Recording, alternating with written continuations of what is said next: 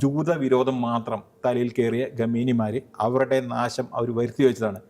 ആ ഒരു ചിന്തയിൽ കൊണ്ട് മാത്രമാണ് അവർ ഈ ആണവായുധം നിർമ്മിച്ചത്. അവർ ആണവായുധം നിർമ്മിക്കുന്നുണ്ടെങ്കിൽ അത് ഇസ്രായേലിന് എതിരെ മാത്രമാണ്.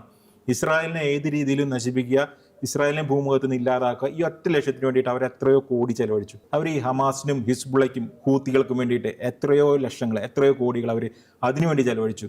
അതായത് ജനത്തിന്റെ പണം മുഴുവൻ തീവ്രവാദത്തിന് ഉപയോഗിച്ചുകൊണ്ടിരുന്ന ഒരു ഭരണകൂടം, അതിന്റെ ഒരു അന്ത്യം സമാഗതമാണ്. ഇവർ ഈ ആണവായുധ പരീക്ഷണങ്ങൾ നടത്തിക്കൊണ്ടിരിക്കുന്നതിന്റെ കാരണം കൊണ്ട് തന്നെയാണ് ഇവർക്കെതിരെ ഉപരോധം വന്നത്. സാധാരണ നമ്മൾ കണ്ടിട്ടുണ്ട് പഴയ കാലം തൊട്ട്, അതായത് ഒരു രാജ്യത്തിനും ഉപരോധത്തെ പ്രതിരോധിച്ച് നിൽക്കാൻ സാധിക്കില്ല. വർഷങ്ങളായിട്ട് പണ്ട് രാജ്യങ്ങളെ ആക്രമിക്കുന്നതിനേക്കാൾ മുമ്പ് ആദ്യം ചെയ്തിരുന്നത്, അല്ലെങ്കിൽ ആ ഒരു പ്രദേശത്തെ ആക്രമിക്കുന്നതിന് മുമ്പ് ആദ്യം എന്താ ചെയ്യാതെ അത് വളഞ്ഞ് അവിടേക്കുള്ള എല്ലാ റിസോഴ്സുകളെയും കട്ട് ചെയ്ത് പിന്നെ കുറച്ച് നാൾ കഴിഞ്ഞ് കഴിഞ്ഞാൽ പിടിച്ചിക്കാൻ പറ്റില്ല. ഇതേ സംഭവം തന്നെയാണ് ഇറാനിൽ സംഭവിച്ചിരിക്കുന്നത്.